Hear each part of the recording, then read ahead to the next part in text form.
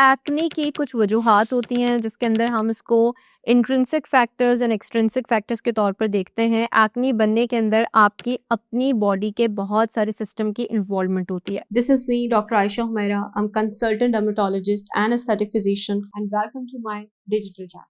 जैसे कि बहुत सारे लोगों को हार्मोनल इम्बैलेंसेस होते हैं जिसकी वजह से आपको एक्ने बहुत तेजी के साथ बनती है। और सेकंड, आपकी अपनी स्किन टाइप या उसका नेचर, जैसे कि ऑयली स्किन और उसके साथ सीबम का जमा होना, फिर डर्ट का, पॉल्यूशन का मिक्स होकर एक्ने बनाने का अमल पहले से ज्यादा बढ़ जाता है। लाइक एक नॉर्मल स्किन के मुकाबले में जो ऑयली स्किन होती है वो बहुत तेजी के साथ एक्ने को बनाती है। एक्ने के बनने के अंदर एक और रीजन भी होता है कि आपके स्किन के ऊपर बेसिकली दो तरह के बैक्टीरियाज होते हैं, गुड बैक्टीरियाज होते हैं और बैड बैक्टीरियाज होते हैं। सो जब ड्यूरिंग समर्स जब सिचुएशंस अनफेवरेबल हो जाएं या आपकी स्वेटिंग बढ़ जाए तो उस सूरत में आपके जो बैड बैक्टीरियाज होते हैं वो ज्यादा ग्रो कर जाते हैं और एक्ने बहुत तेजी के साथ बनती है। कुछ ऐसे रीजंस होते हैं जैसे कि आपकी गट हेल्थ, आप जो खाते हैं वो बहुत इंपॉर्टेंस रखती है। बिकॉज अगर आप ऑयली फूड का इस्तेमाल कर रहे हैं, आप जंक फूड खा रहे हैं, आप स्पाइसी फूड ले रहे हैं या आप शुगरी फूड्स का इंटेक करते हैं, आप चीनी वाली चीजें बहुत ज्यादा इस्तेमाल करते हैं, सफेद चीनी का इस्तेमाल करते हैं, तो इस तरह के केसेस में भी आपकी जो गट हेल्थ होती है वो डिस्टर्ब होती है और उसके नतीजे में एक्ने बनती है। एक्सट्रिंसिक फैक्टर्स के अंदर वो बाहर के फैक्टर्स शामिल हैं जो कि आपको बैड स्किन के रूटीन की वजह से आपको एक्ने बन सकती है। आपके excessive usages of acids, like बहुत सारी खवातीन घरों के अंदर या आजकल लड़के भी इस्तेमाल करें AHAs एंड BHAs के होम एप्लीकेशन के सिरम्स आ गए हैं और वो अगर आप रेगुलर बेसिस पे इस्तेमाल करते हैं तो ये AHA एंड BHAs के सिरम्स आपकी स्किन की pH को डिस्टर्ब करते हैं और उसके नतीजे में आपका जो बैड बैक्टीरिया है वो डोमिनेट कर जाता है। So excessive usages of these acidic serums ये भी आपके चेहरे के ऊपर एक्ने बनाती हैं। और इसी तरीके से पॉल्यूशन का, डर्ट का एक्सपोजर और ठीक तरीके से आप अपनी स्किन की अगर डीप क्लिनजिंग नहीं करते और वो लड़कियां जो मेकअप को ठीक तरीके से रिमूव नहीं कर पाती, सो उसकी वजह से भी एक्ने बहुत तेजी के साथ आपकी स्किन के ऊपर बनती है। सो अगर आप भी ये कुछ कॉमन मिस्टेक्स करते हैं तो मैं चाहूंगी कि इस वीडियो के अंदर आपको इतनी इन्फॉर्मेशन मिले कि आप वो मिस्टेक्स करना छोड़ें और इस तरीके से आपकी एक्ने कंट्रोल हो जाए। बिकॉज ट्रीटमेंट करने के लिए जब पेशेंट्स हमारे पास एक्ने के ट्रीटमेंट के साथ रिपोर्ट होते हैं OPD के अंदर, सो ट्रीटमेंट तो हम यहाँ से उनको स्टार्ट कर देते हैं, बट उसके साथ मेरा फोकस ये होता है कि मैं लोगों की लाइफस्टाइल मॉडिफिकेशन भी करवाऊं। कौन सी ऐसी चीजें हैं या ऐसे फूड्स हैं जो कि आपको बंद करने होते हैं अपने एक्ने के इलाज के लिए, हम इस पे फोकस करते हैं। कौन सी ऐसी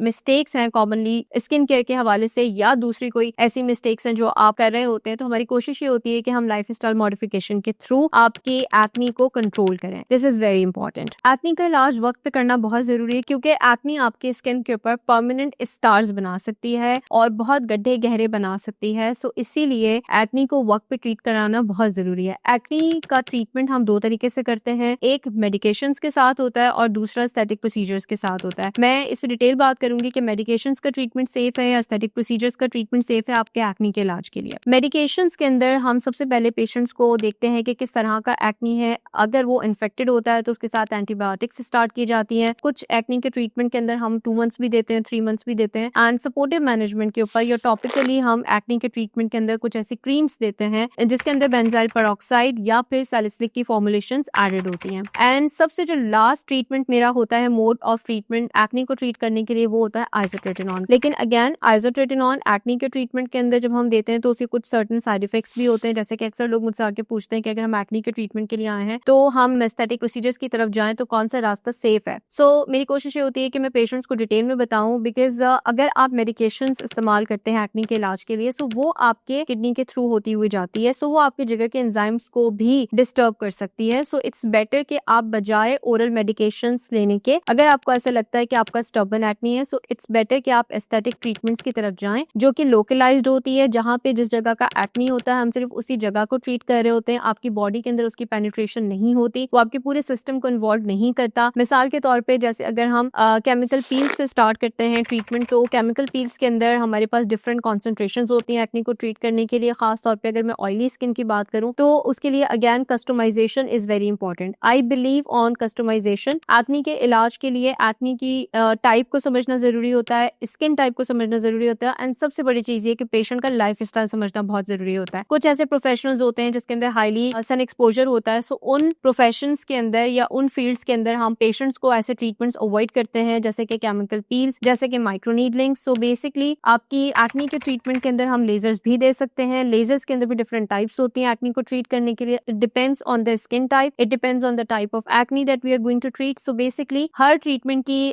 customization is very much important. So अगर आप भी अपने एक्नी को ट्रीट करना चाहते हैं, सो प्लीज अपनी डॉक्टर से डिटेल डिस्कस करें इस हवाले से, ताकि आपके ट्रीटमेंट के अंदर कोई कॉम्प्रोमाइज ना हो। बहुत सारे पेशेंट्स मेरे पास जब आते हैं तो उनका सबसे पहला सवाल ये होता है कि हम कितने अरसे तक इसको इलाज को करवाएंगे। तो बेसिकली एक्नी के ऊपर डिपेंड करता है कि आपका इलाज कितने अरसे तक है। अगर आपकी ऑयली स्किन है और हमें आपके ग्लैंड्स के एक्टिविटी को या आपकी जो स्वेट ग्लैंड्स की प्रोडक्शन है उसको कम करना है, तो डेफिनेटली वो हम 1 से 2 दिन में या 2 हफ्ते में या 3 महीनों में नहीं कर सकते। उसके लिए हमें आपकी लाइफस्टाइल मॉडिफिकेशन को भी चेंज करना होता है, ताकि वक्त के साथ आपकी प्रोडक्शन स्लो हो और आप इस तरह के प्रॉब्लम से खुद को सेव कर सकें। कॉमन मिस्टेक्स जो लोग एक्नी प्रोन स्किन के अंदर करते हैं, एक तो उनको एक्टिव एक्नी होता है और फिर उसके साथ वो ग्रीसी फाउंडेशंस का इस्तेमाल करते हैं, खास तौर पे लड़कियां। This is very common in our society के वो अगर किसी इंस्टाग्राम पे या यूट्यूब पे उन्होंने देखा है कि ये फाउंडेशन बहुत अच्छा है, तो उन्होंने वही फाउंडेशन इस्तेमाल कर लेना होता है बगैर ये सोचे कि उनकी स्किन के ऊपर एक्नी है और मजीद एक्नी इससे एग्रीवेट हो सकती है। सो क्रीमी फाउंडेशंस का इस्तेमाल अवॉइड करना होता है एक्नी के अंदर। उसके साथ साथ ऑयल बेस्ड की कोई भी सिरम्स, कोई भी ऐसी फॉर्मुलेशंस जो कि ऑयल बेस्ड होती है, हाइलुरोनिक एसिड बेस्ड होती है, सो वो भी एक्नी के अंदर हमें अवॉइड करनी चाहिए। बहुत सारे लोग अपनी एक्नी को हाथ से स्क्वीज करते हैं, जो कि वेरी मेजर मिस्टेक, क्योंकि अगर आप अपनी एक्नी को दबा के निकालने की कोशिश करते हैं तो उसकी वजह से वहां पे एक परमानेंट मार्क रह जाता है, जिसे हम निशान कहते हैं, या कभी कभी स्कार्स बन जाते हैं जिसे हम गड्ढे कहते हैं। सो अगेन फिर आपको एक और स्ट्रगल होती है उसके ट्रीटमेंट के लिए। सो इट्स बेटर कि अगर आपको एक्नी है तो उसके ऊपर हाथ ना लगाएं, क्योंकि वो एक जगह से दूसरी जगह जब आप हाथ लगाते हैं, टच करते हैं, तो उससे स्प्रेड भी होती है। सो इसके बड़े सारे रीजंस होते हैं। अगर आप जितना अनटच रखेंगे अपनी स्किन को, आप उतना सेफ रहेंगे। और बहुत सारे लोग मैंने देखा है कि वो एक्नी प्रोन स्किन के अंदर क्रीमी सनब्लॉक्स या ऐसी बीबी क्रीम्स का इस्तेमाल करते हैं जो क्रीमी टेक्सचर की होती हैं, और वो उसको साथ साथ 8-8 घंटे वेयर करते हैं। सो ये भी एक बड़ी कॉमन मिस्टेक होती है। अगर आपको एक्नी प्रोन स्किन है, सो आपका फाउंडेशन वाटर बेस्ड होना चाहिए, आपका सनब्लॉक वाटर बेस्ड होना चाहिए, आपका मॉइस्चराइजर और एलोवेरा बेस्ड होना चाहिए। सो अगर आप इन प्रिकॉशंस को समझते हुए अपनी स्किन का ख्याल रख लेंगे, तो आप एक्नी की वर्सनिंग से खुद को बचा सकते हैं। Because I believe in tailored treatments. I don't believe के हम हर तरह के पेशेंट को या हर तरह की एक्नी को जो है वो रैंडम ट्रीट कर दें। हर स्किन टाइप डिफरेंट होती है, एक्नी की टाइप्स डिफरेंट होती हैं, फिर मोडालिटीज डिफरेंट होती है, अगेन आपकी लाइफस्टाइल मॉडिफिकेशन करवानी पड़ती है। सो आपको हम डिटेल हिस्ट्री लेते हैं, उसके बाद आपको एग्जामिन करते हैं, फिर आपकी रिक्वायरमेंट के मुताबिक आपको कंसिडर करते हुए कौन सा ट्रीटमेंट प्लान आपके लिए बेस्ट है, वो ट्रीटमेंट आपको रेकमेंड करते हैं। सो